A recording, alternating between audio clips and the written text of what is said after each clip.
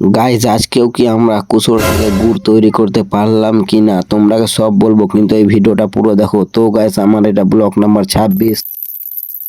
আর guys আমার চ্যানেলটাকে follow করে নিও, কারণ কি যে লিকার ব্লগ দেখার জন্য। তো গাইস আমাদের অল্প ভুট্টা ছিল, তার জন্য আমরা কিন্তু ভুট্টা জল দেওয়ার জন্য মেশিনটাকে স্টার্ট করছিলাম। তারপর গাইস আমি কিন্তু মেশিন স্টার্ট দিয়ে কিন্তু একটা হাতে মেশিন বুঝে সাইকেলটা ঠেলছিলাম, আর একটা হাতে ব্লগ ভিডিও বানাতে বানাতে আসছিলাম আর তোমরা দেখাচ্ছিলাম। তো তারপর গাইস মেশিন স্টার্ট দেওয়ার জন্য কিন্তু চলে এই জল আনতে। জলটা কিন্তু অনেক দূরে ছিল, তার জন্য আমি কিন্তু ফাটাস করে জলটা আনতে চলে গেছিলাম। মিনিমাম 100 মিটার দূরে জলটা ছিল, তার জন্য আনতে অনেক দেরি হচ্ছিল। তো আমি ফাটাস করে জলটা আনতে লেগে যাই। অলরেডি বাবা এখানটায় দুনো বালতিতে ভরে রেখে দিয়েছিল, তো আমি ফাটাস করে চলে যাই। আমি কিন্তু জল দিয়ে এসে কিন্তু এই দিদির ভিডিও দেখতে পাই, তো ডাউনলোড করে আমারও বানিয়ে নি। শোনো, बॉडी बना मेरे भाई, घर में एक शेर होना बहुत जरूरी है।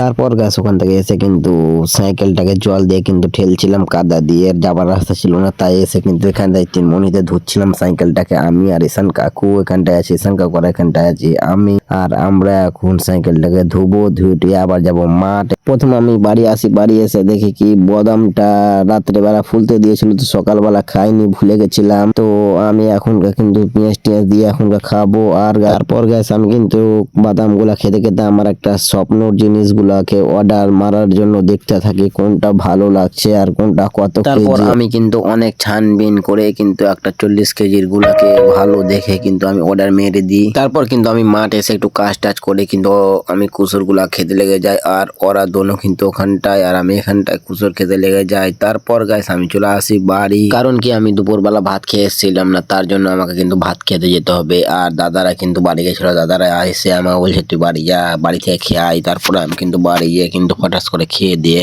আর বিকালবেলা আসার জন্য হাঁসুয়া গুলা পিছিয়ে নি। তারপর গাইস আমি কিন্তু ব্লগ বানাতে বানাতে কিন্তু হাঁটতে লেগে যায়, আর একটা কিন্তু ইনস্টাগ্রামের জন্য ব্লগ বানিয়ে নি মাঠে গিয়ে, তোমরা দেখাচ্ছি দেখো।